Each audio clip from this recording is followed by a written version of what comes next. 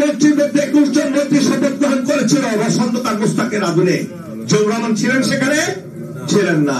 জিয়াউর রহমান ছিলেন উপপ্রধান সেনাপতি। সেই উপপ্রধানের কোন কাজ ছিল না। জিয়াউর রহমান কখনো শেখ মুজিবের হত্যাকাণ্ডের কথা জানতেন না, সকালে শুনেছিলেন কেবল। আর তার উপরে সমস্ত দোষ চাপিয়ে দেওয়া হয়।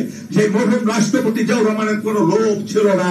তাকে আবার 7 নভেম্বর তাকে ধ্বংস করার জন্য, দেশটাকে দখল করার জন্য খালেদ মোশাররফের মাধ্যমে কাউন্টার কুপ করা হয়, প্রতি বিপ্লব করা হয়। কিন্তু আল্লাহ রহমতে সেই বিপ্লব থেকে জিয়াউর রহমান একটা মহিরুহ হিসাবে আবির্ভূত হয়েছিলেন।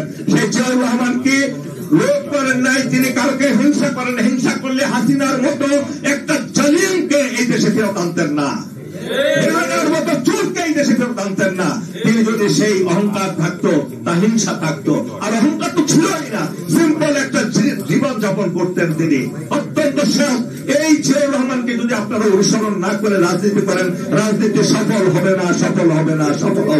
সুতরাং আপনাদেরকে বিনীতভাবে অনুরোধ করবো, টেক ব্যাক বাংলাদেশ করতে হলে আপনাদেরকে জিয়াউর রহমানের সেই আদর্শকে পুনরুজ্জীবিত করতে হবে এবং সেই আদর্শ নিজের জীবনে বাস্তবায়ন করতে হবে।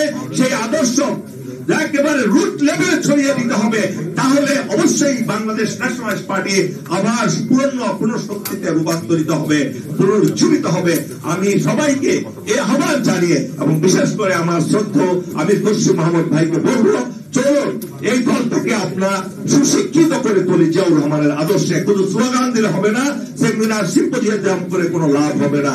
আল্লাহ আমাদের এই বুঝার তৌফিক দান করুন। আল্লাহ হাফেজ। বাংলাদেশ জিন্দাবাদ।